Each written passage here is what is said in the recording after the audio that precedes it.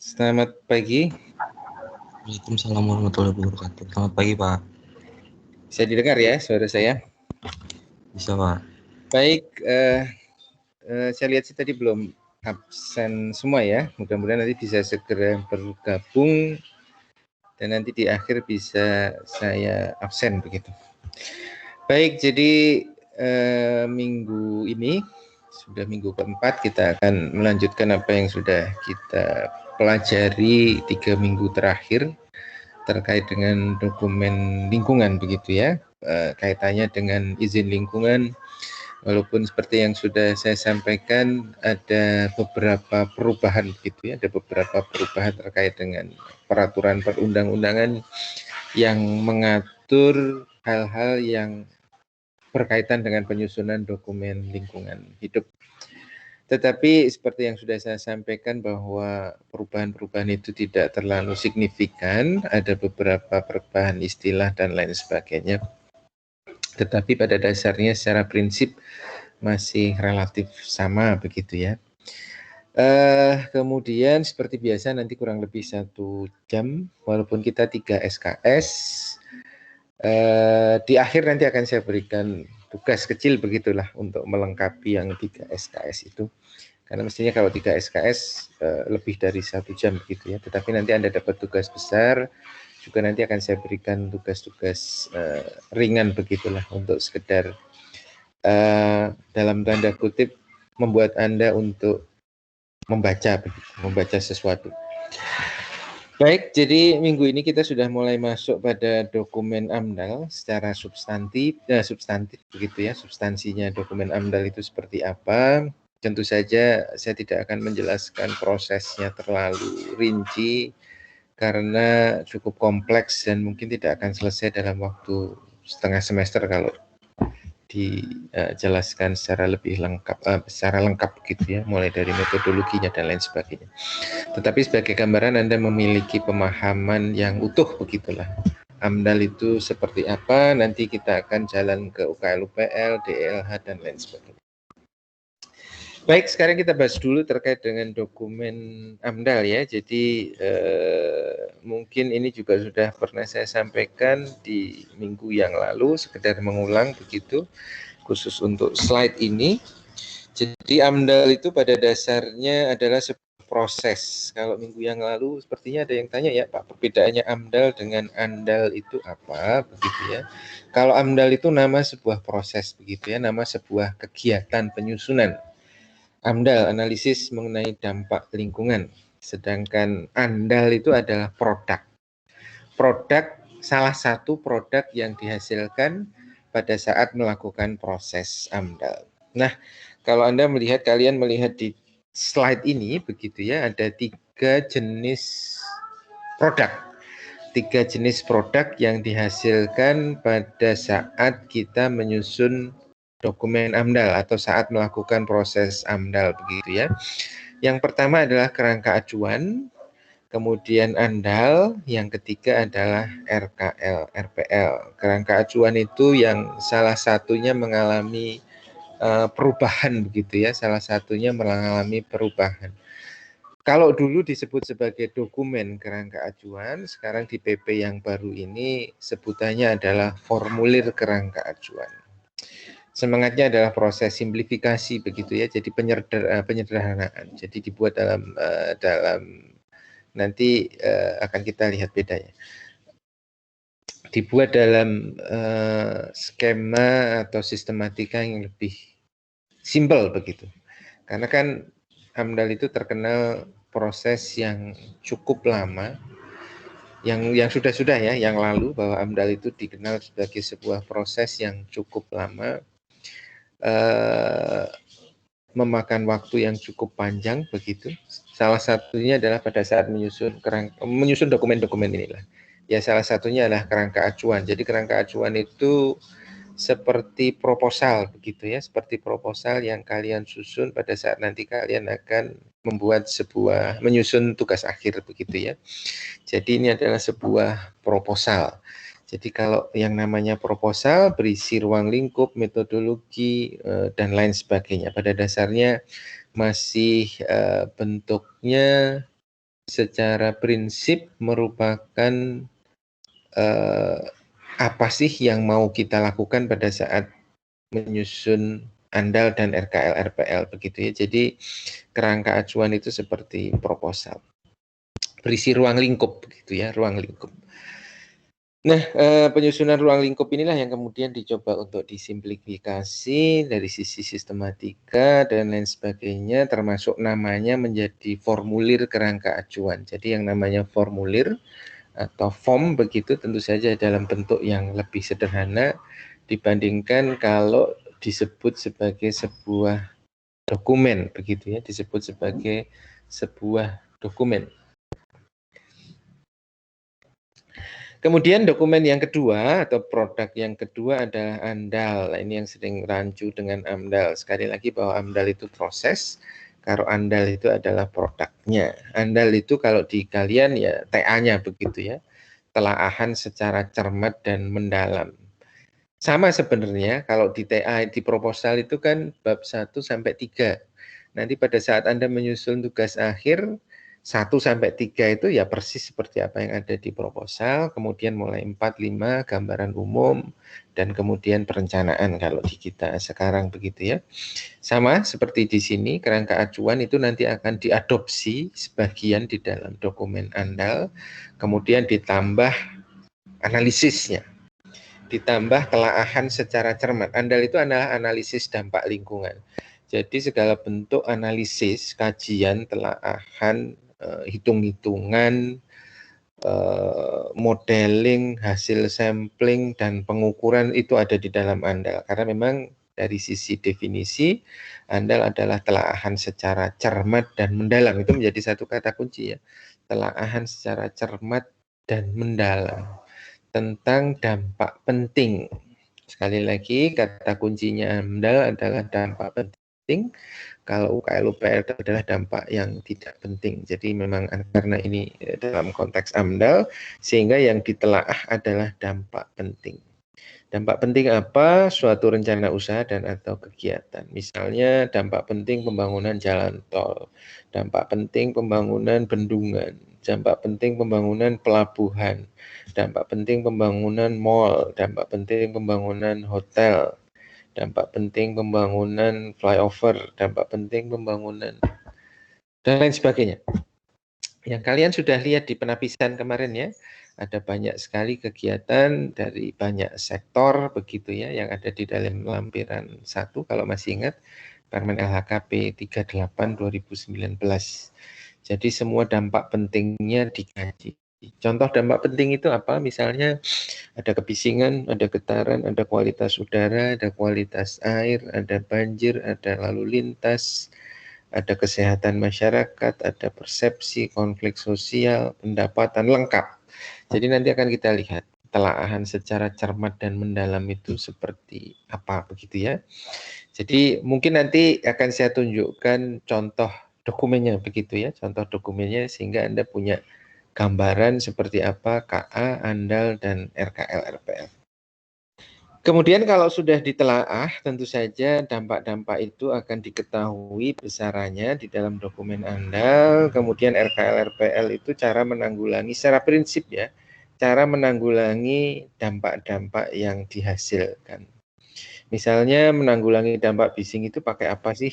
Oh ternyata pakai apa namanya pembangunan pagar begitu ya. Kalau bagi pekerja misalnya menggunakan earplug, menggunakan kemudian nanam pagar hidup, pakai vegetasi, bikin ruang kedap suara, misalnya bising itu disebabkan dan lain sebagainya. Untuk IPAL itu penanganannya untuk kualitas air yang berupa limbah yang dihasilkan itu penanganannya seperti apa?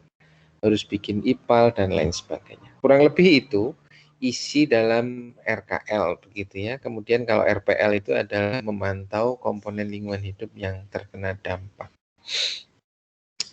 Kalau orang buang limbah itu yang kena dampak apa? Limbah cair misalnya. Tentu saja kalau limbah tersebut dibuang ke badan air atau sungai misalnya, maka yang kena dampak itu siapa?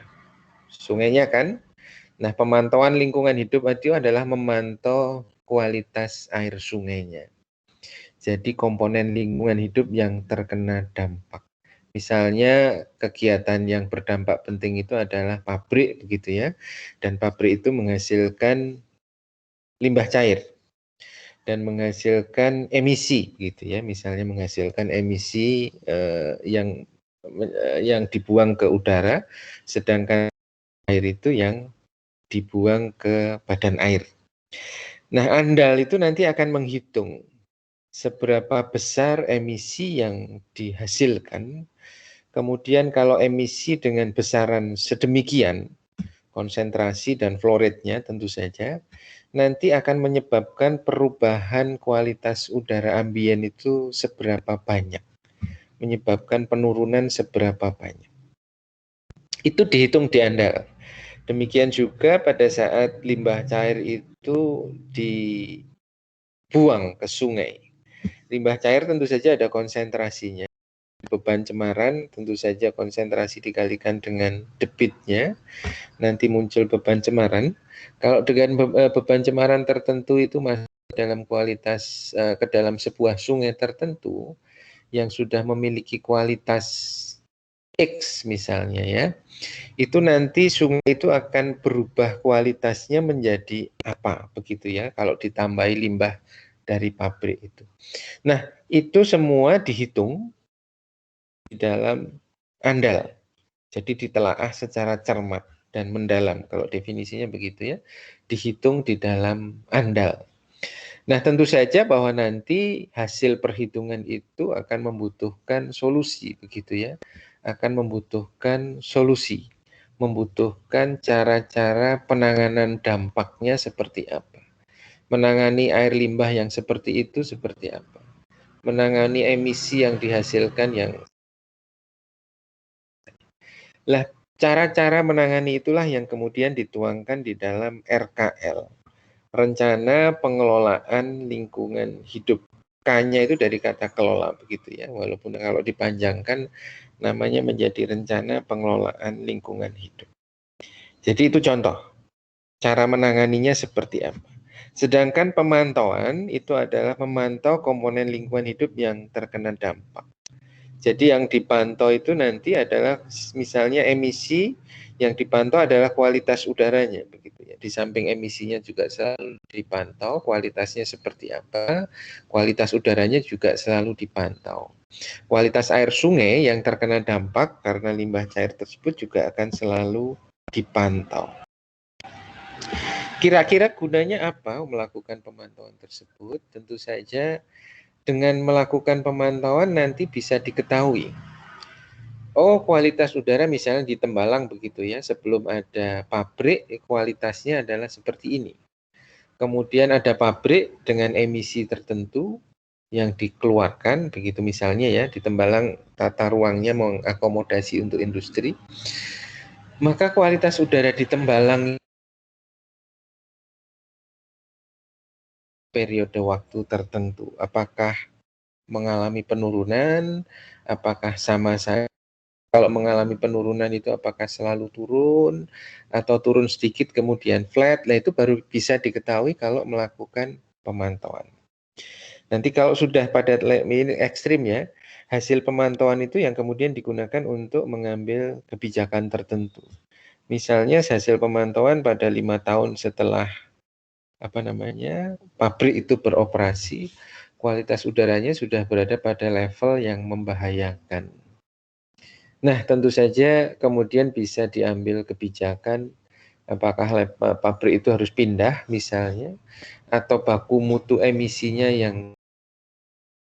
atau dia diminta untuk menggunakan teknologi yang lebih canggih supaya emisinya lebih rendah, sehingga bisa mengembalikan kualitas udara yang memburuk tersebut. Demikian juga untuk kualitas air sungainya yang harus selalu dipantau karena dimasuki oleh industri tersebut. Hasilnya seperti apa begitu ya? Apakah memburuk? Daya dukungnya, daya tampungnya, kalau sungai dan udara apakah selalu memburuk dan lain sebagainya. Sama bahwa nanti itu akan dijadikan sebagai dasar untuk mengambil kebijakan terkait pengelolaan kualitas air sungai. Itu kurang lebih secara prinsip fungsi daripada masing-masing dokumen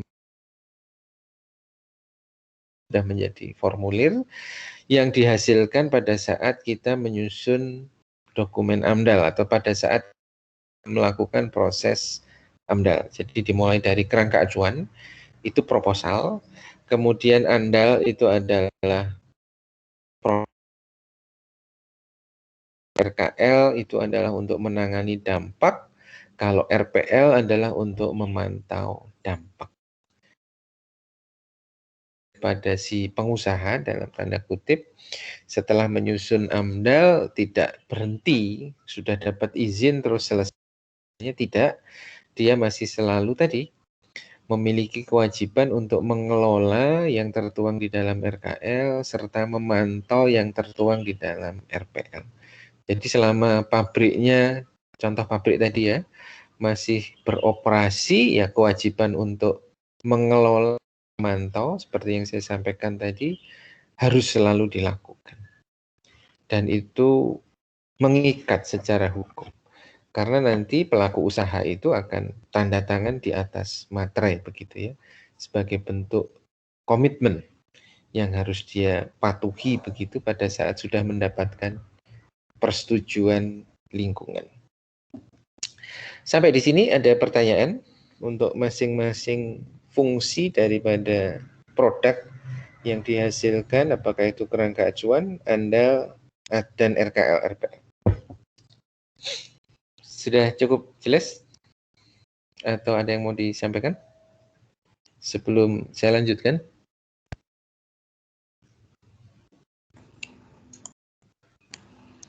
Kalau dari saya belum ada pertanyaan, Pak. Yang lain? Oke, saya anggap sudah jelas ya. Baik, saya kira ini sudah kita bahas bahwa AMDAL dulu sekali lagi ini ada perubahannya, dulu disusun oleh, disebut sebagai pemrakarsa, sekarang disebut sebagai pelaku usaha begitu ya, sebagai penanggung jawab.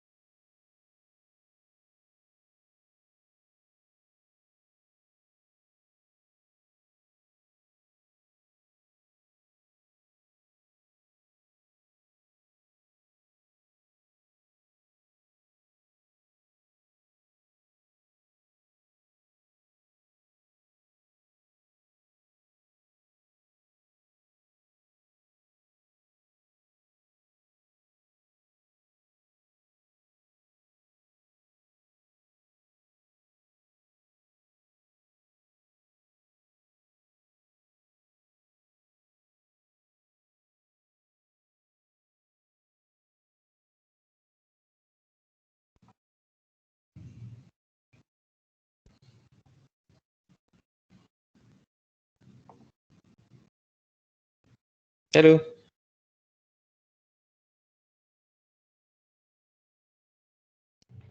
Iya Pak, terdengar Pak.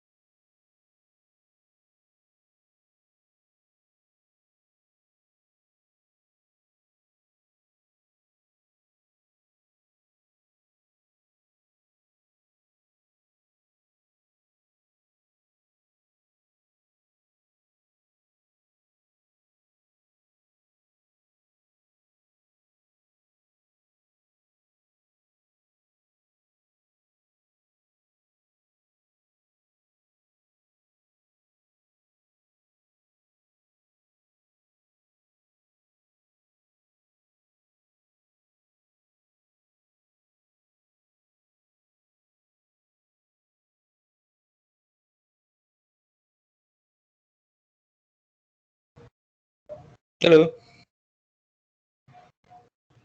bisa Iya, dengar suara saya? bisa Pak.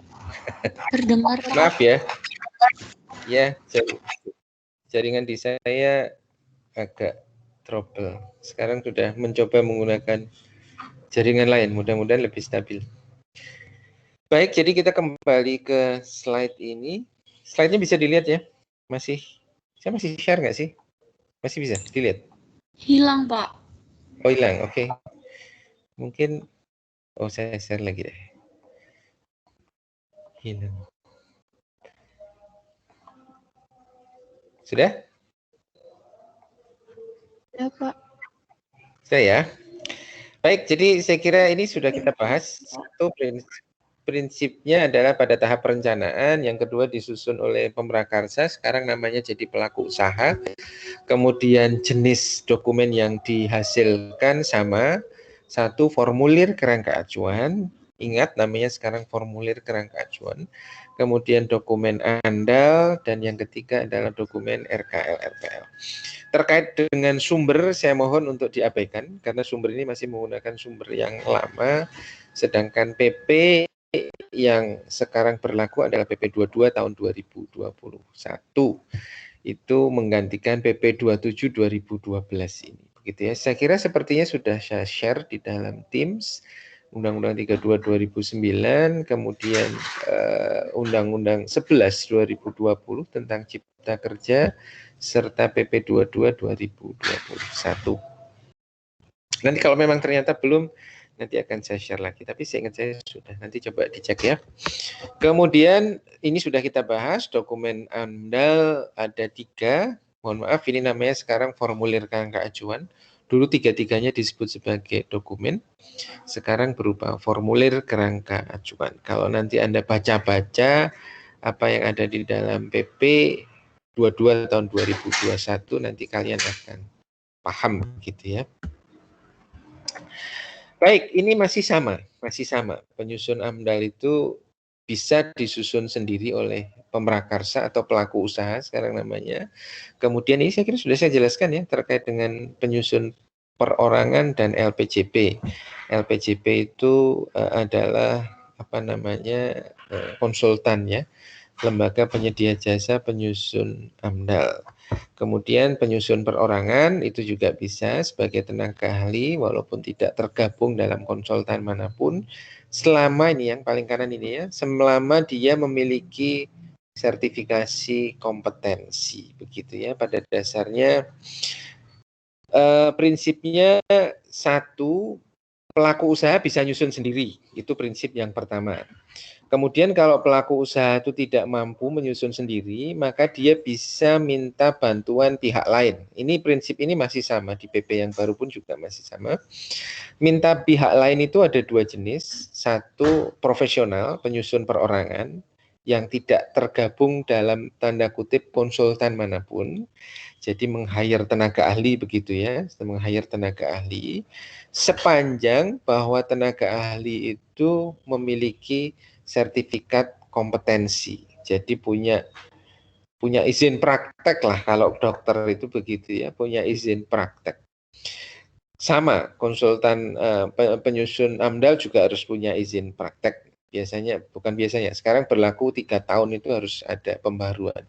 Izin praktek dokter itu kan juga sama ya, selama 3 tahun itu, saya tidak hafal, selama beberapa tahun tertentu harus ada pembaruan begitu ya, sama. Jadi harus memiliki kompetensi atau izin praktek. Kemudian alternatif yang ketiga adalah si pelaku usaha bisa menyusun AMDAL dengan meminta bantuan, kalau istilah yang umum adalah meminta bantuan konsultan. Tetapi khusus AMDAL bahwa konsultan tersebut adalah LPJP, Lembaga Penyedia Jasa Penyusun AMDAL. Ini artinya bahwa konsultan yang bisa menyusun AMDAL hanya yang sudah memiliki kriteria sebagai LPJP. Siapa yang memberi izin LPJP tersebut adalah Kementerian Lingkungan Hidup dan Kehutanan. Jadi namanya diberi registrasi begitu ya. Jadi dulu AMDAL itu bisa disusun oleh konsultan apapun. Sekarang tidak boleh. Konsultan yang boleh menyusun AMDAL hanya yang mendapatkan registrasi dari Kementerian Lingkungan Hidup dan Kehutanan Pusat. Jadi registrasinya diberikan oleh KLHK. Dan konsultan yang sudah memiliki registrasi sebagai penyusun AMDAL, itulah yang disebut sebagai LPJP. Dan konsultan yang memiliki LPJP tentu saja dia tetap menggunakan tenaga ahli. Dan sama bahwa tenaga ahli tersebut harus memiliki sertifikat kompetensi. Walaupun dia tergabung di dalam konsultan, tetapi tenaga ahli tersebut atau penyusun AMDAL tersebut, individunya ya, orangnya, itu tetap harus memiliki sertifikat kompetensi.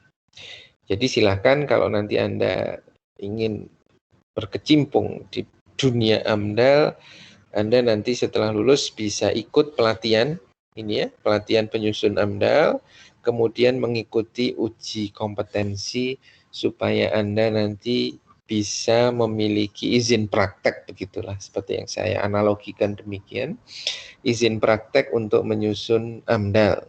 Nah, nanti kalau Anda sudah punya izin praktek, nanti bisa menjadi profesional penyusun perorangan begitu ya, freelancer begitu, atau bisa tergabung di dalam LPJP. Anda daftar sebagai tenaga ahli di LPJP tertentu, kemudian Anda akan tergabung di yang ketiga atau jadi yang kedua.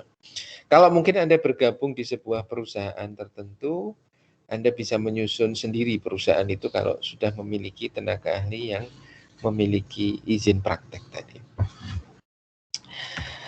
Baik, kita sekarang masuk ke dokumen, mohon maaf, saya sendiri masih suka keliru. Kita masuk ke dalam formulir kerangka acuan, begitu ya, formulir kerangka acuan. Jadi sekali lagi secara prinsip bahwa KA itu fungsinya seperti proposal, begitu ya, seperti proposal. Yang namanya proposal tentu saja to propose begitu ya, untuk menawarkan sesuatu begitu ya. Untuk menawarkan sesuatu bahwa ini loh apa yang akan saya lakukan pada saat, kalau Anda proposal tugas akhir itu kan begitu ya. Anda menawarkan sesuatu begitu, menawarkan sesuatu kepada pembimbing, kepada penguji. Ini loh Pak, yang akan saya lakukan pada saat saya akan pada saat saya melakukan penyusunan tugas akhir. Jadi ini janji-janji saya begitu ya, atau cara-cara saya untuk menyelesaikan tugas akhir saya. Itu semua tertuang di dalam proposal, latar belakangnya, tujuannya, kemudian pustakanya begitu ya, acuannya, kemudian metode yang akan saya gunakan apa, semua ada di proposal. Nanti proposal itu kalau sudah disetujui, maka akan Anda jadikan sebagai acuan untuk menyusun tugas akhir yang Anda lakukan, yang akan Anda lakukan begitu ya. Fungsi KA itu persis plek seperti proposal di tugas akhir kalian begitu ya. Jadi merumuskan lingkup dan kedalaman studi. Jadi sampai sejauh apa sih nanti saya akan melakukan proses studi AMDAL begitu ya. Kemudian mengarahkan studi AMDAL agar berjalan efektif dan efisien. Pada dasarnya mengarahkan. Proposal yang Anda susun itu kan juga mengarahkan ya. Pak, nanti saya mau sampling timbulan sampah di 50 KK saja. Alasannya begini, begini, begini. Ya sudah, kalau memang itu nanti disetujui pada saat Anda ujian proposal, maka TA-mu juga akan melakukan sampling di 50 KK. Saya akan sampling selama 8 hari. Itu kan mengarahkan ya, bahwa Anda mengarahkan bahwa sampling saya 8 hari, dilakukan pada 50 KK, yang dilakukan pada RT1, RT5, RT6, RT8, dan seterusnya dengan alasan tertentu. Itu gambaran mengarahkan. sama fungsinya, bahwa nanti AMDAL itu kan juga dalam kita menyusun AMDAL itu juga akan sampling. Apakah itu sampling kualitas udara, apakah itu sampling kualitas air, apakah itu nyebar kuesioner, apakah itu sampling biota, baik itu biota darat, biota air, sampling getaran, sampling kebisingan, sama. Melakukan kajiannya sama, sampling. Pengukuran atau sampling atau pengamatan, pencatatan data-data itu ya sama. Lah tentu saja bahwa sampling itu akan membutuhkan jumlah titik misalnya. Kebisingan saya ukur berapa titik sih begitu. Oh, kebisingan akan saya ukur di 5 titik. Lokasinya di ini. Kualitas udara saya ukur di 10 titik. Lokasinya di ini. Kualitas air saya ukur di 4 titik. Lokasinya ini. Nah itu semua itu usulan itu dimasukkan di dalam formulir kerangka acuan. Supaya nanti andalnya akan terarah begitu ya. Begitu formulir kerangka acuan itu disetujui, sebagai contoh terkait dengan jumlah titik sampling dan lokasinya itu disetujui, maka itulah yang nanti akan dilakukan. Jadi ya sudah, kalau jumlah titiknya 5 disetujui, ya 5. Lokasi di situ disetujui ya di situ. Jadi akan lebih mempermudah, mengarahkan. Jadi enggak terus penentuan titiknya freestyle begitu ya. 10 saja deh atau 20 saja deh tanpa ada proses proposal yang diajukan terlebih dahulu. Bisa dipahami ya, nanti akan saya tunjukkan. Kemudian fungsinya apa? Sekali lagi sebagai rujukan penting bagi pelaku usaha, penyusun maupun instansi tim teknis komisi penilai AMDAL. Jadi begini, sama seperti proposal kalian, bahwa proposal kalian itu harus diuji terlebih dahulu, begitu ya. Diuji terlebih dahulu untuk disetujui. Siapa yang menguji adalah pembimbing serta ada penguji. Sama bahwa KA, formulir KA itu harus diuji terlebih dahulu. Siapa yang menguji? Kalau dulu disebut sebagai KPA begitu ya, Komisi Penilai AMDAL. Kalau sekarang disebut sebagai di PP yang baru disebut sebagai Tim Uji Kelayakan Lingkungan Hidup. Jadi bedanya itu. Beda nama begitu ya, tetapi pada prinsipnya tujuannya sama. Untuk menguji dokumen untuk memuji formulir kerangka acuan yang diajukan oleh pelaku usaha. Jadi menguji formulir kerangka, kalau nggak diuji kan enak. Artinya begini, dampaknya besar misalnya kalau tidak diuji, maka pelaku usaha supaya nyusun AMDAL-nya murah, samplingnya 1, gitu ya. Bisingan 1, kualitas udara 1, kualitas air 1, survei masyarakat nggak usah deh, misalnya demikian. Itu kalau nggak diuji kan ya jadi bisa begitu. Oleh sebab itu fungsi untuk menguji formulir kerangka acuan itu untuk memastikan apakah acuan tersebut sudah benar atau belum. Misalnya dampaknya harusnya berada di sekian wilayah karena pencemaran udara, karena bisingnya, tetapi samplingnya hanya dilakukan di 1 titik misalnya. Nah nanti penilai formulir kerangka acuan akan mengkritisi itu. Nanti akan meminta tambahan titik baru. Lokasinya di sini. Kualitas udara tambah sekian titik dan lain sebagainya. Sampai nanti akhirnya didapatkan kesepakatan begitu ya. Diperoleh kesepakatan bahwa jumlah titik samplingnya sekian, yang disampel itu sekian dan lain sebagainya. Jadi melalui proses ujian begitu ya, melalui proses penilaian. Termasuk metode yang digunakan, begitu ya, metode yang digunakan. Metodenya apakah disetujui sama ya seperti proposal kalian, ada bab metode studi. Nah, nanti metode itu akan dikritisi oleh pengujimu, penguji kalian, apakah metodenya sudah layak atau harus ada ditambah. Kalau terlalu banyak ya dikurangi, pakai ini saja, jangan terlalu banyak, nanti sulit dan lain sebagainya.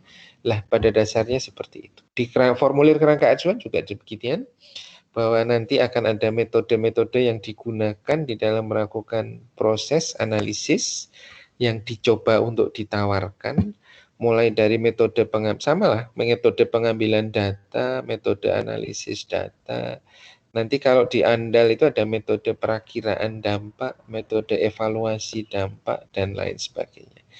Itu nanti akan diuji oleh, kalau sekarang namanya tim uji kelayakan begitu ya.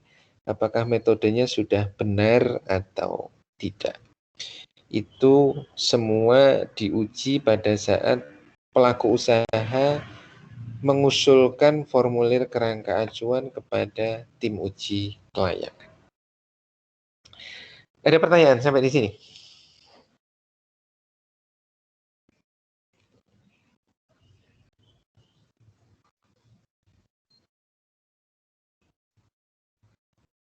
Belum, Pak. Sudah jelas ya? Jadi kalau Anda membayangkan formulir kerangka acuan itu, bayangkanlah proposal yang nanti akan Anda susun pada saat menyusun tugas akhir. Jadi kurang lebih fungsinya sama, prinsipnya sama, semangatnya sama, prosesnya sama, ada proses ujian, ada proses penilaian begitu ya. Kalau di AMDAL sih namanya penilaian formulir kerangka acuan. Kalau di kalian kan seminar proposal begitu ya, atau ujian proposal. Kalau di AMDAL itu namanya adalah penilaian formulir kerangka acuan. Nah, ini adalah proses penilaian formulir kerangka acuan begitu. Pada prinsipnya yang berlaku sekarang masih sama. Jadi pemrakarsa kalau sekarang disebut sebagai pelaku usaha menyusun formulir kerangka acuan, kemudian nanti dimasukkan ke dalam sekretariat. Kalau dulu sekretariat Komisi Penilaian AMDAL atau KPA, sekarang sekali lagi namanya berubah menjadi tim uji kelayakan, TUK begitu ya. Tim uji kelayakan, kalau dulu Komisi Penilaian AMDAL, tetapi pada prinsip tugasnya kurang lebih sama.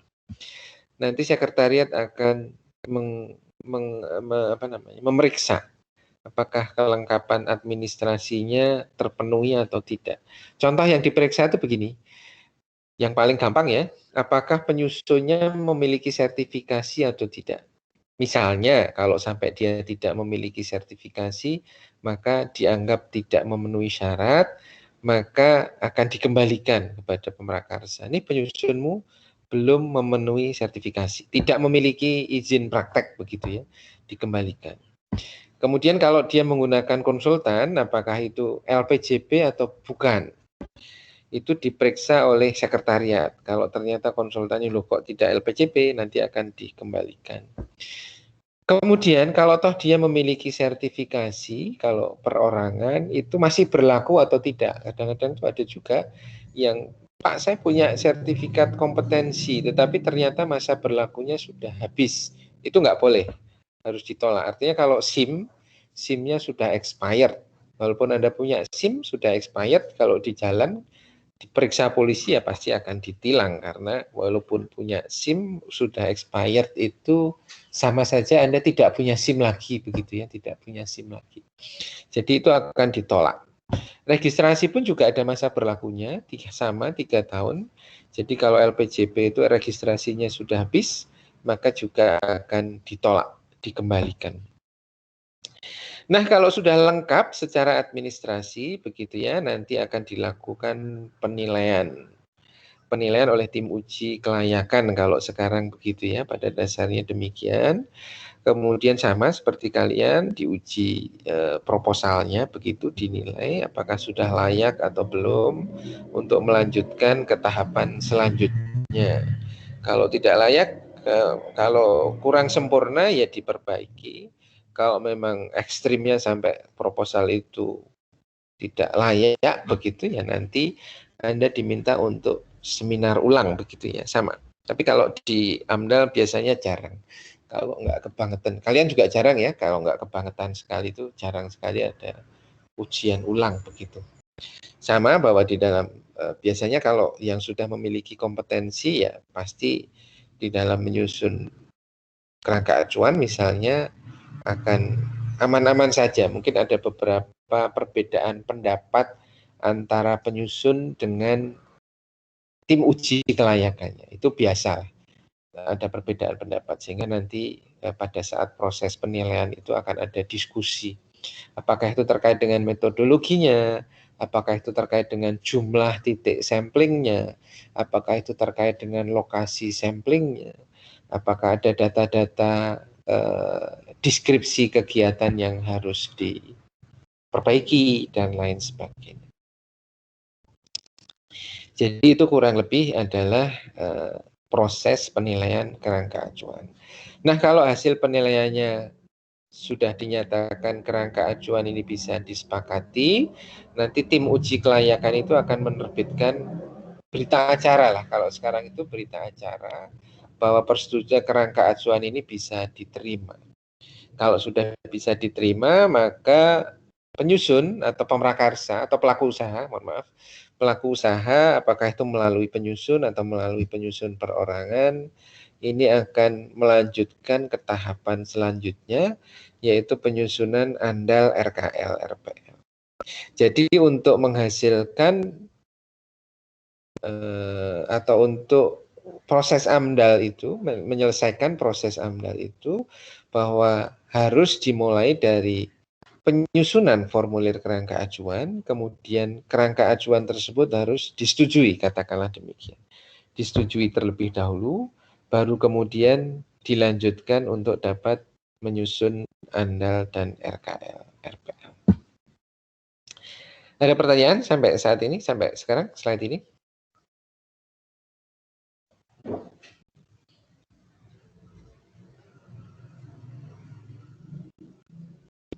Sudah cukup jelas ya? Iya Pak, sudah cukup jelas Pak. Oke, kita lanjutkan.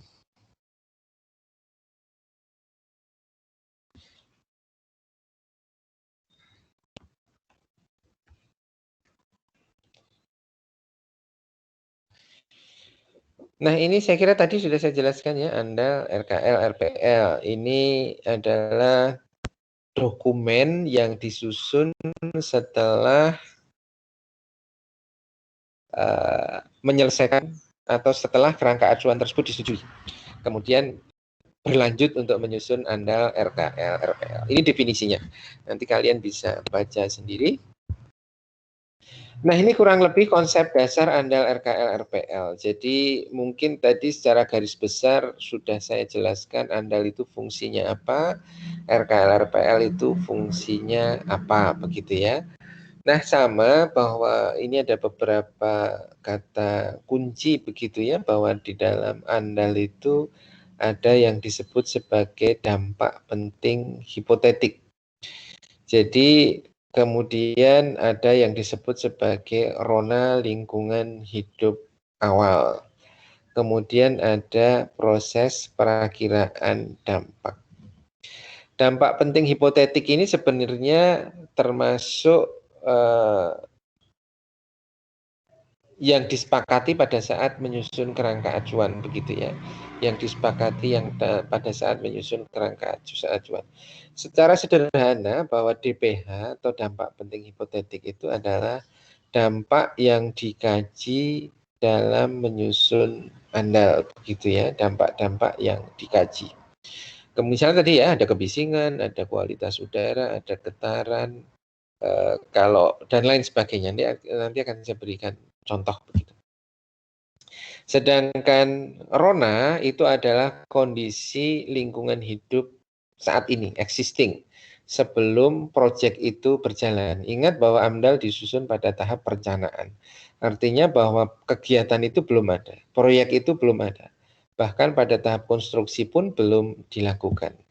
Sehingga Rona lingkungan hidup awal, kenapa disebut sebagai awal, itu karena belum ada kegiatan apapun. Nanti kondisi lingkungannya seperti apa, kualitas udaranya seperti apa, dan lain sebagainya. Kemudian perakiraan dampak itu adalah tadi, kalau ada kualitas udara yang ada emisi yang dihasilkan itu sampai sebesar apa sih emisinya? Kalau ada limbah cair yang dihasilkan itu sampai sebesar apa konsentrasinya akan menyebabkan terjadinya perubahan terhadap air sungai misalnya. Kalau sampai ada kebisingan itu sampai seberapa desibel tingkat bisingnya. Kalau sampai ada getaran itu sampai berapa hertz frekuensi getarannya. Apakah menyebabkan gangguan kenyamanan, apakah menyebabkan kerusakan bangunan dan lain sebagainya. Kalau ada sampai termasuk aspek, jadi di dalam dokumen AMDAL itu komponen lingkungan yang dikaji itu disebut sebagai fisik, kimia, biologi, dan apa namanya sosial, ekonomi, budaya, dan kesmas. Jadi lengkap sekali. Kajian di dalam dokumen AMDAL itu sangat lengkap. Dari fisik kimia, misalnya kebisingan, getaran, kualitas udara, kualitas air, banjir, longsor, dan lain sebagainya itu fisik kimia. Biologi itu biasanya biota darat, biota laut, biota perairan sungai, dan lain sebagainya. Kemudian sosial budaya termasuk ekonomi, termasuk kesehatan masyarakat. Nah mungkin akan saya ajak Anda untuk melihat bentuk dokumen AMDAL itu seperti apa sih begitu ya. Saya carikan contoh supaya Anda lebih memiliki gambaran begitu ya terkait dengan dokumen AMDAL. Oke.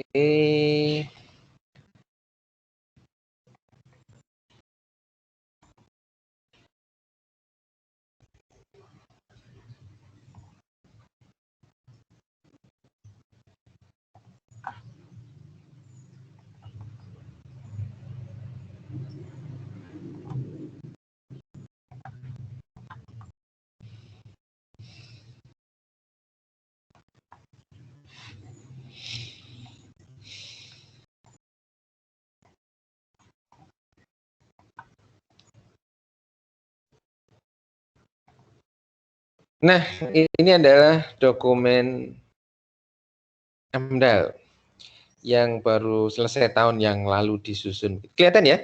Bisa dilihat? Bisa, Pak. Bisa, Pak.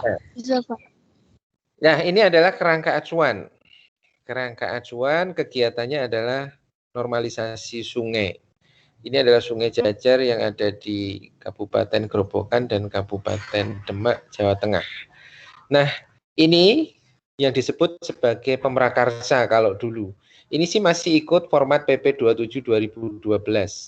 Karena tahun lalu, PP yang baru itu kan baru diundangkan 2 Februari tahun ini. Jadi karena ini sudah selesai tahun lalu sehingga masih mengacu pada format yang lama. Tetapi sekali lagi pada prinsipnya sama, bedanya sedikit-sedikit. Ini yang disebut sebagai, kalau sekarang disebut sebagai apa namanya pelaku usaha. Kalau dulu disebut sebagai pemrakarsa. Balai Besar Wilayah Sungai Pemali Juwana. Lokasinya di Semarang. Nah ini adalah kerangka acuan. Agustus 2020 ya, ini kata pengantar, saya kira kita skip saja. Kemudian, nah ini kerangka acuan ya, ini adalah kalau sekarang disebut sebagai formulir, kalau dulu disebut sebagai dokumen KA.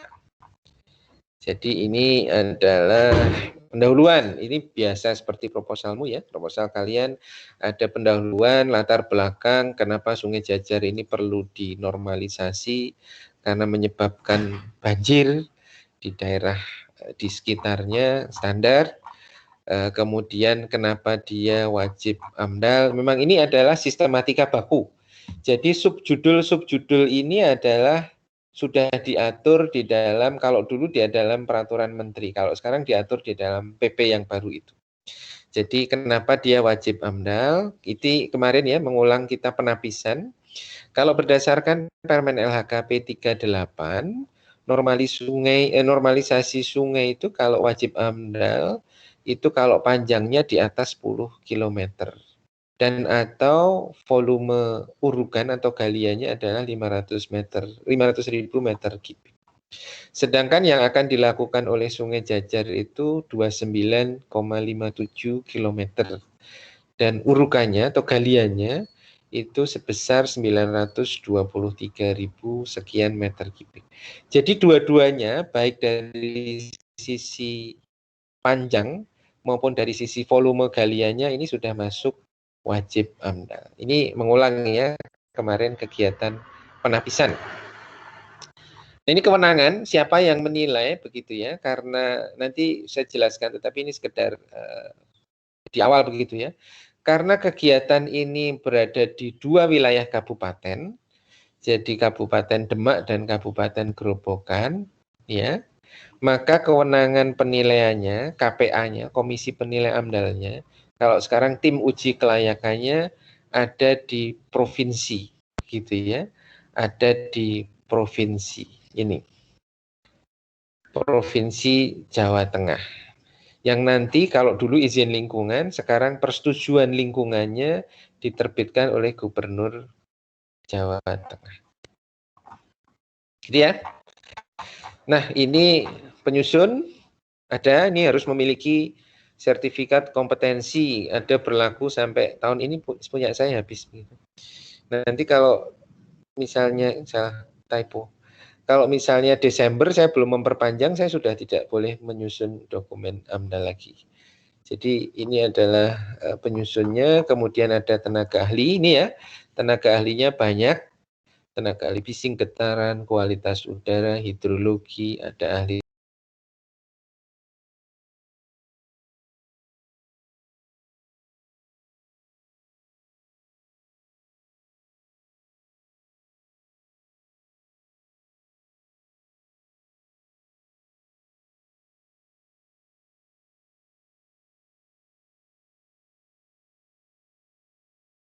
kesehatan masyarakat, ada ahli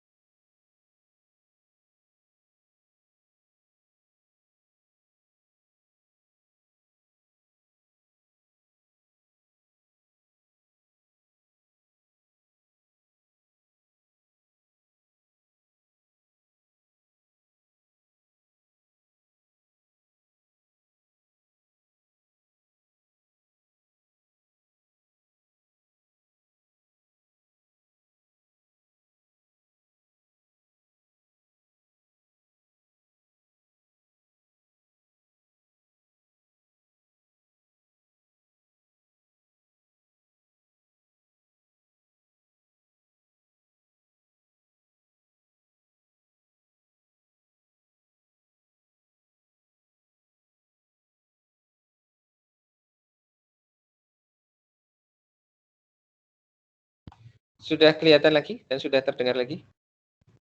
Ya sudah Pak. Sudah, Pak.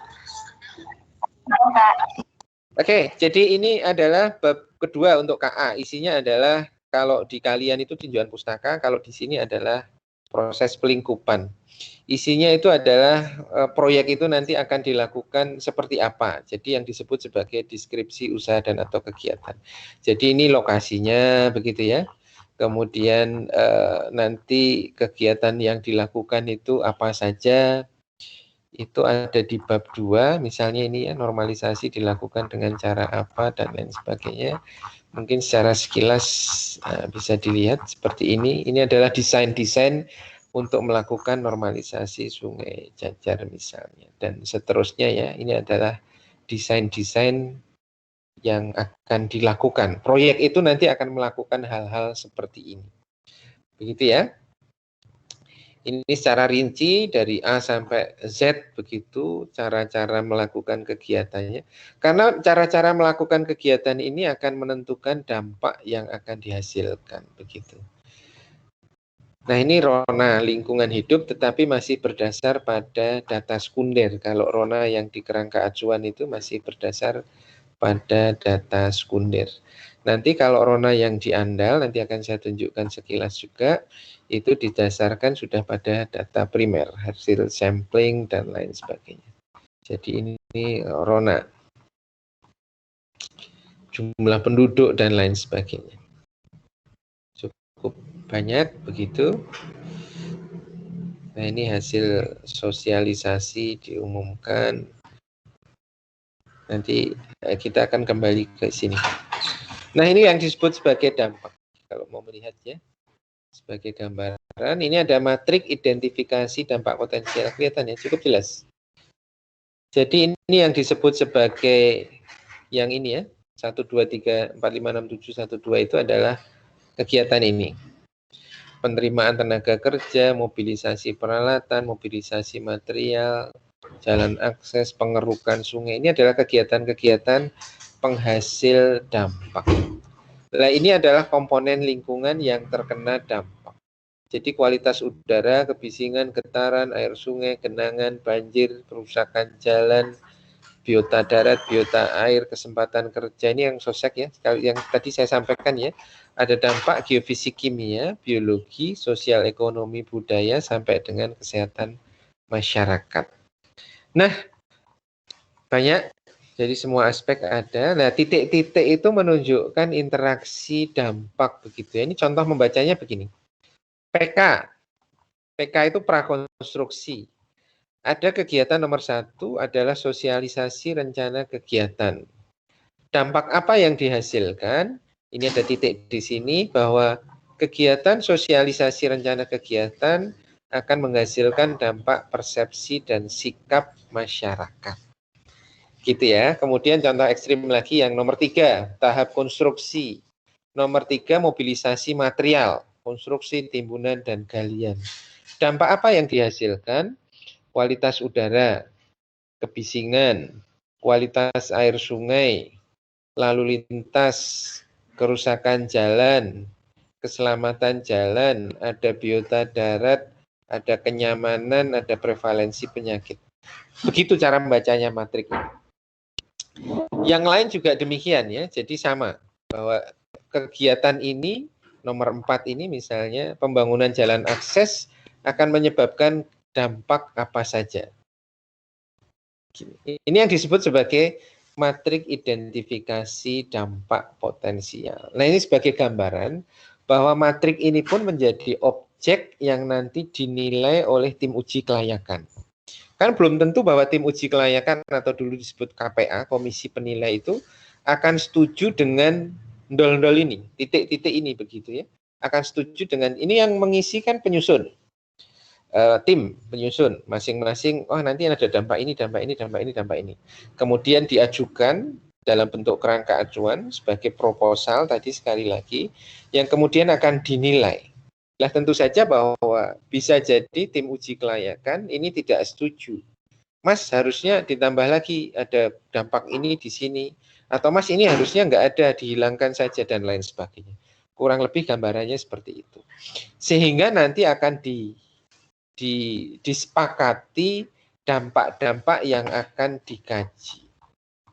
Ini kalau dampak yang di atas ini digambarkan dalam bentuk diagram alir seperti ini, banyak ya secara rinci. Ya makanya kalau ini dijelaskan dalam 1 semester sih memang tidak cukup. Nanti kalian akan belajar pada saat sudah lulus justru, dan sudah apa namanya, sebagai informasi saja. Nah ini, bahwa dari sebagai gambaran utuhnya ya, tadi saya menyebut dampak penting hipotetik, bahwa ini dampak potensial yang di matrik ini tadi jumlahnya banyak sekali kan, ini long list begitu. Nah nanti setelah dievaluasi bahwa ternyata dampak penting hipotetik yang akan dikaji itu hanya lebih sedikit begitu jumlahnya. Nah ini nanti juga termasuk hal-hal yang disepakati pada saat melakukan penilaian formulir kerangka acuan. Kan ini long list berubah menjadi short list, menjadi list yang lebih pendek begitu ya. Nah, ini ada evaluasi dampak potensial. Jadi namanya pelingkupan itu seperti ini. Ini sebagai informasi saja lah. Dan yang penting bahwa nanti di dalam dokumen kerangka acuan itu yang diuji adalah ini. Yang jadi outputnya adalah dampak penting hipotetik. Kemudian ini batas wilayah studi, saya kira nanti kita skip saja. Nah ini lokasi sampling yang tadi saya tanyakan ya. Titik-titik sampling ini termasuk yang disetujui atau ditolak oleh komisi penilai AMDAL kalau dulu. Nah ini evaluasi dampaknya, kita besarin lagi. Nanti kalau yang mau berminat bisa saya share contoh dokumen ini karena sekali lagi bahwa dokumen AMDAL adalah dokumen publik ya. Jadi tidak dirahasiakan, siapa saja bisa mengakses begitu. Nah ini metode studi sama di dalam proposal kalian. Metode studi. Jadi ini metode misalnya metode untuk perakiraan dampak kualitas udara. Lokasi samplingnya di mana saja. Udara ambien, samplingnya di 5 titik. Koordinatnya di sini, peruntukannya permukiman. Ini sekali lagi bahwa ini menjadi objek yang nanti ikut dinilai pada saat menilai kerangka acuan. Apakah ini disetujui? Apakah harus ditambah berapa titik lagi? Atau mungkin ada yang dikurangi. Kalau ngurangi sih biasanya nambahin begitu ya komisi itu. Dan ini pengumpulan data, kemudian metodenya menggunakan box model, kebetulan ini yang dipilih. Kemudian kebisingan juga sama, lokasi pengambilan sampelnya di mana saja, analisis datanya, Anda sudah dapat bising belum? Ini 24 jam dibagi menjadi 7 waktu, begitu ya. Kemudian ini cara menghitung dampaknya, ada model matematisnya. Kemudian getaran juga demikian. Kenapa getaran dikaji, Pak? Karena di dalam kegiatannya menggunakan tiang pancang, gitu ya. Tiang pancang atau mini pile. Pada kebetulan pancangnya mini, jadi mini pile, tapi menghasilkan getaran. Nah itu dikaji lokasi samplingnya di mana untuk getaran. Cara menghitungnya seperti apa? Ini ada baku tingkat getaran, gitu ya. Baku tingkat getaran. Cara menghitungnya, kualitas air sungai, samplingnya di mana saja. Ini ada 7 titik, koordinatnya. Kemudian cara menghitungnya ini menggunakan mixing zone begitu ya. Perakiraan dampaknya menggunakan mixing zone. Genangan, banjir, lalu lintas, cara menghitung lalu lintas. Kemudian ini gambar apa nih? Coba. Gambar rute pengangkutan disposalnya dan seterusnya ya. Jadi ini kurang lebih KA adalah seperti ini. Nah, saya akan tunjukkan AMDAL. Nah, ini AMDAL, analisis dampak lingkungan. Ini 353 halaman, jadi cukup banyak. Jadi kita langsung masuk ke contoh melakukan perakiraan dampak ya. Coba. Rona dulu deh. Rona, yang hasil sampling. Bab Rona lingkungan hidup awal. Nah ini, Rona lingkungan hidup awal, begitu ya. Rona lingkungan hidup awal. Ini sudah data primer. Ada yang gabungan antara data primer dan sekunder. Curah hujan, topografi, ini masih sekunder ya. Geologi, kita percepat saja. Kemudian kualitas udara. Nah ini kalau kualitas udara sudah data primer. Sampling yang di 5 titik itu. Nah ini hasilnya. Titik 1, 2, 3, 4, 5. SO2, CO, NO2, oksidan, debu, hidrokarbon, dan lain sebagainya. Ini hasilnya seperti apa? Ini masuk di Rona. Kemudian kualitas air juga sama. 1, 2, 3, 4, 5. Baku mutunya menggunakan kelas 2. Kalau kita masih ikut PP 82 ya. Ini hasil ujinya untuk masing-masing parameter. Kemudian tingkat kebisingannya jadi berapa? 54 desibel, 61 desibel, 60 desibel, dan lain sebagainya. kemudian getaran setelah diukur berapa kecepatan getarannya dalam milimeter per detik, kemudian lalu lintas, ini teman-teman sipil yang lalu lintas ini ahli transportnya, jadi ngitung dampak lalu lintasnya seperti apa, kemudian dan seterusnya, kerusakan jalan diidentifikasi. Ini Rona ya, Rona. Nanti perakiraan nih Rona, ini biologi, Rona biologi. Jadi indeks nilai penting vegetasi dan lain sebagainya. Jadi cukup banyak yang dilakukan hasil telaahan Ronanya. Jadi ini Rona, tenaga ahlinya sampai motret-motret biota yang ada di sana. Jadi cukup seru. Oke, jadi ini Rona, silahkan nanti kalau Anda juga tertarik, nanti bisa minta ke saya, begitu nanti akan saya share, termasuk ini kuesioner responden, gitu ya. Kemudian ada Kesmas dan seterusnya. Kita lihat coba hasil perakiraan dampaknya seperti apa.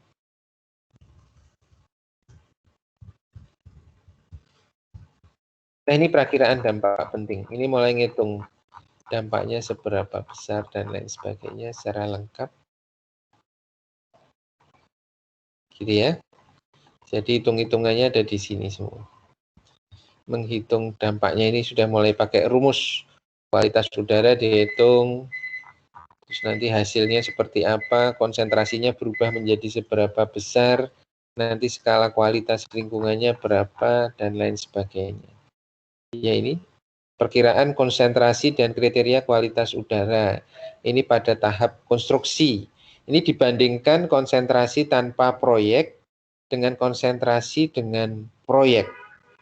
Ya, yang tadinya misalnya NO2 6,89 mikrogram per meter kubik pada saat ada proyek, ini menjadi 37.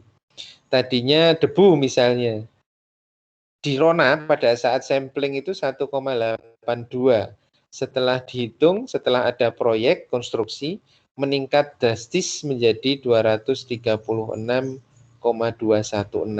Kalau kita bandingkan dengan baku mutu, ini sudah jauh melampaui, bukan jauh sih, sudah melampaui baku mutu. Baku mutunya kan 230, dia 236. Jadi ada dampak penting begitu. Dan seterusnya, ini dibandingkan konsentrasi tanpa proyek dan konsentrasi dengan proyek. Yang lain juga demikian, nanti kebisingan juga dihitung nih. Nah, ada rumusnya dan lain sebagainya. Ini perhitungannya dan seterusnya. Ini perhitungan untuk transport, lalu lintas, begitu ya, dan seterusnya.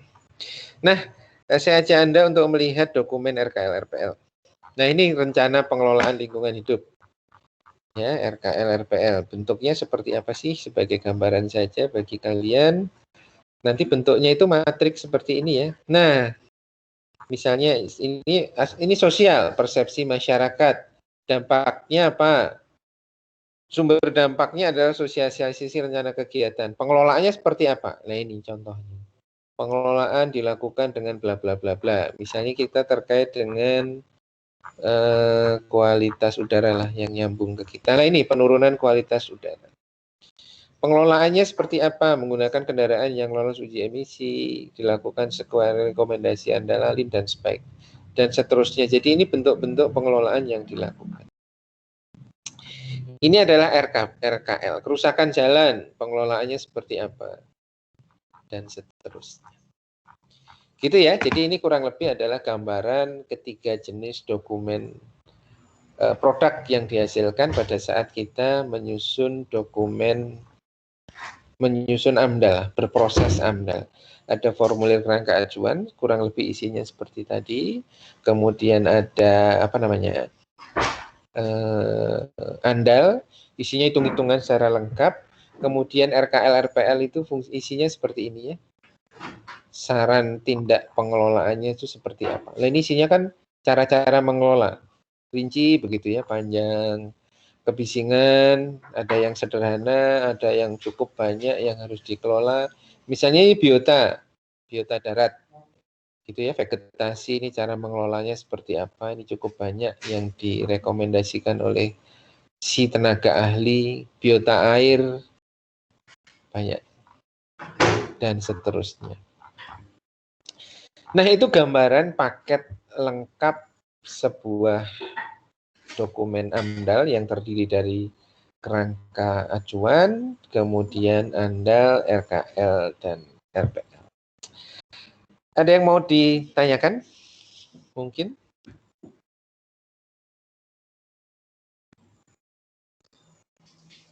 Silakan.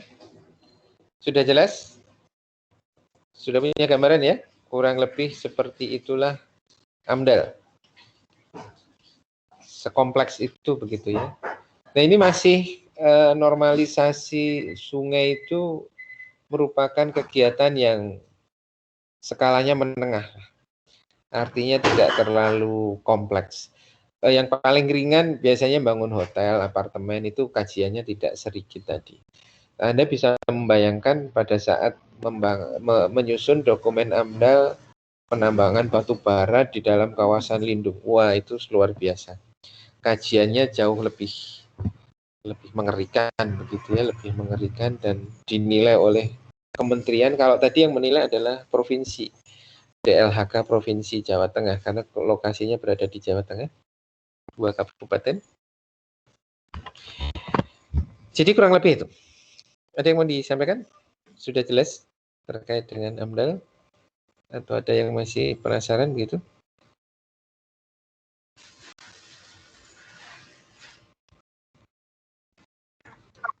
Ya. Kalau saya izin bertanya,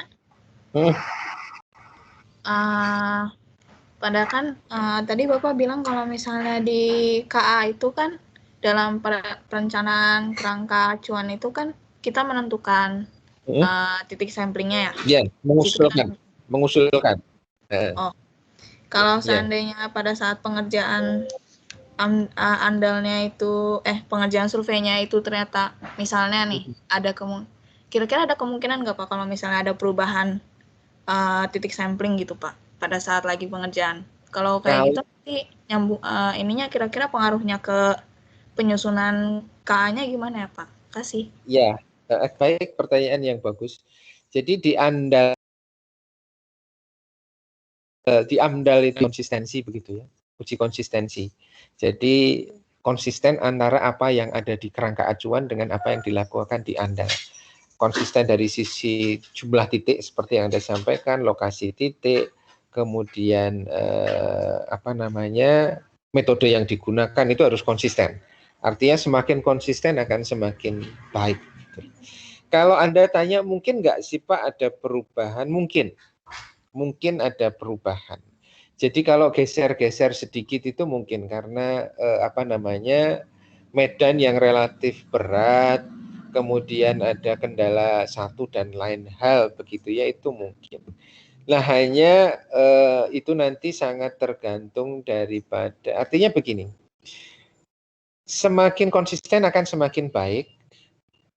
Dan kenapa kita bisa konsisten? Kalau si penyusun itu pada saat menyusun KA itu sudah komprehensif begitu ya. Artinya betul-betul ke lapangan, meninjau lapangan, datang ke sana, menentukan titik-titik yang bisa didatangi, lokasinya di mana saja.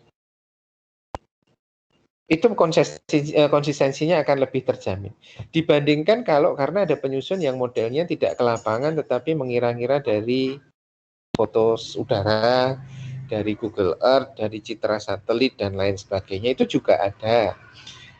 Pengennya di situ dari foto udara menentukan begitu ya. Itu ya bisa sih. Hanya nanti pada saat betul-betul sampling ternyata di situ sangat sulit lokasinya dalam kondisi ekstrim ya. Sangat sulit dilakukan mencapai di titik lokasi tertentu.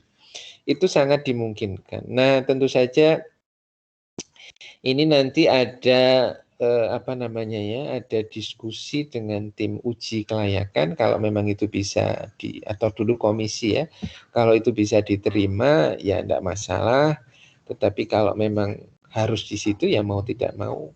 Karena kadang-kadang dalam kondisi ekstrim begini, kalau memang tidak sesuai nanti diminta untuk sampling ulang begitu ya. Itu dalam kondisi ekstrim dimungkinkan. Dan ada yang mengalami itu begitu ya, karena dulunya harusnya di sini, tetapi ternyata tidak di sini, harus melakukan sampling ulang. Contoh misalnya kebisingan, kalau Anda melihat kebisingan dan debu begitu ya, debu kualitas udara dalam hal ini adalah debu, itu kalau Anda melihat baku mutu untuk debu dan baku tingkat bising, itu harusnya kan diukur dalam 24 jam. Betul ya, kalau Anda baca di kalau kualitas udara sih di Pergub, kalau kebisingan ada di Permen LHK 46, 48, itu harusnya diukur 24 jam. Tetapi banyak penyusun yang hanya mengukur sesaat. Nah itu kalau komisinya nggak terima, dalam tanda kutip, loh harusnya kan baku mutu udara itu untuk debu TSP itu diukur 24 jam. Kemudian kebisingan itu juga diukur 24 jam. Kenapa Anda hanya mengukur sesaat? Nah itu dalam kondisi ekstrim bisa diminta untuk mengulang. Jadi bahwa kondisi-kondisi tersebut seperti yang Yudi tadi tanyakan itu sangat mungkin terjadi. Oleh sebab itu untuk menghindari hal-hal seperti itu terjadi, maka ya idealnya pada saat nyusun kerangka acuan itu harus betul-betul sudah komprehensif. Si penyusun itu betul-betul sudah ke lapangan, sudah menentukan titik secara akurat, lokasinya kenapa di situ itu menjadi reasonnya harus kuat. Kalau itu sudah dilakukan di awal, maka biasanya di belakang itu sudah safe begitu ya, sudah aman. Gitu ya jadi kurang lebih. Jadi kalau Anda tanya mungkin nggak sih? Ya mungkin bahwa ada terjadi pergeseran itu mungkin. Tetapi selama itu masih bisa diterima enggak masalah. Tetapi kalau ekstrim ya biasanya ada konsekuensinya. Yaitu tadi salah satu contohnya diminta untuk mengukur ulang, diminta untuk sampling ulang dan lain sebagainya. Gitu, Yudit? Ya Sudah Pak, makasih ya Pak. Ya, sama-sama. Ada lagi?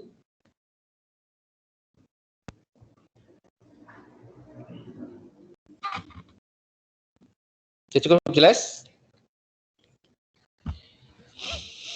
Baik, kalau sudah cukup jelas, kita lanjutkan dalam minggu depan ya, insya Allah dalam waktu yang sama. Kita mungkin nanti akan bergeser di UKL, UPL, DELH, DPLH, masih banyak jenis dokumen lingkungan yang akan harus kita pelajari begitu. Sementara AMDAL begitulah gambarannya. Saya memang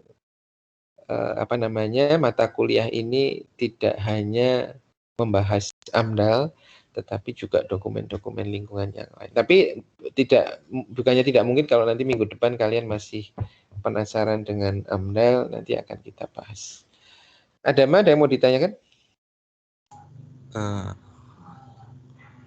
Ini Pak, mungkin terkait absen tadi beberapa dari teman-teman ada yang belum bisa absen karena SSO-nya error Pak. Oh gitu. Kalau absen manual aja boleh nggak Pak? Oke ya.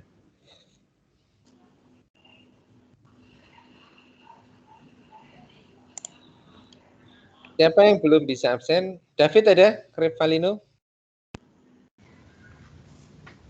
David? Ini Dwi Riyadi. Iya Pak, saya Pak. Siapa ini? Dwi Riyadi? Iya Pak. Saya nyari David yang keluar kamu. Ada ya tadi ya? Bukan ya? Adifa ada Kak? Adifa? Demas? Where are you, Demas? Tita? Pada nggak ada? Pada kemana nih? Ini sudah semua. Ini Rahel. Nggak ada. Diwiryadi. Diwiryadi ada ya? Iya, Pak. Hadir, Pak. Ya, sudah sah ya? Iya, Pak. Kemudian, yuk sama-sama. Zahra. Hadir, Pak. Mana Zahra? Kok masih Diwiryadi? Zahra mana Zahra? Hadir, Ada? Pak. Ada. Ya. Kemudian Dimas Aditya Reza Pahlavi. Hadir, Pak. Dimas, oke. Diki Rafif. Hadir Pak Ika. Diki Rafif. Oke. Terima Oke ya. kasih, Pak. Yuk, sudah sah. Saya ulangi dari yang nomor 1 tadi. David Revalino.